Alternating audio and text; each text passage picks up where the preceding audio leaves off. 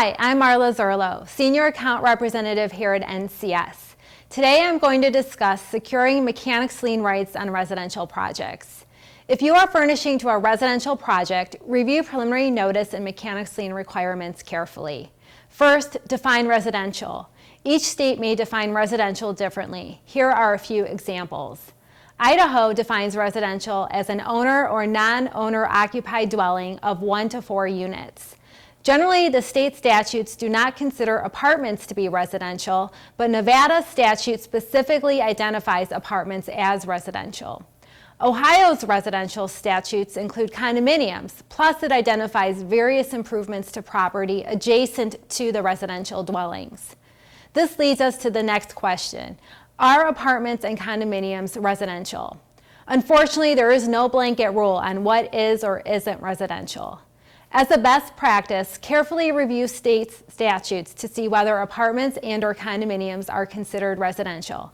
It's also important to confirm if you are furnishing to one building or multiple buildings, and whether furnishing to common areas or individual units. And if furnishing to individual units, who contracted for the improvement? The homeowners association or the individual owner? Of course, when in doubt, seek a legal opinion. If furnishing to condos, be prepared. If you are furnishing to condominiums, there are additional variables to consider. As I just mentioned, it's important to know whether you furnish to individual units and/or common areas. If any of the various lots or units are sold to an individual owner prior to filing a lien, more than one lien could be necessary. The lien may have to be served on multiple owners, and multiple liens may be required if work was done in individual units. Multiple liens plus multiple units plus multiple owners equals the lien may be more expensive due to extensive title work and service upon multiple parties. 45 states require a preliminary notice or notice of non-payment on commercial and/or residential projects. Of those 45 states, 17 states have separate requirements specific to residential projects.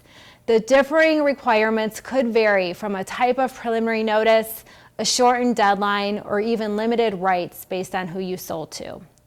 Another big difference on residential projects is that the lien may be limited to the unpaid balance being held by the homeowner, even though a full balance lien may be available on commercial projects. Always check statute and consider filing your lien sooner rather than later. Key takeaways. Determine how each state defines residential. Carefully review statute for apartments and condos. Consider the variables when furnishing to condos. 45 states require notices on residential projects. 17 states have separate requirements for residential projects. And know whether it's an unpaid balance or full balance lien state. If you need assistance with the notice and mechanics lien process to ensure compliance, please contact NCS using the information on your screen. Thank you for watching and have a great day.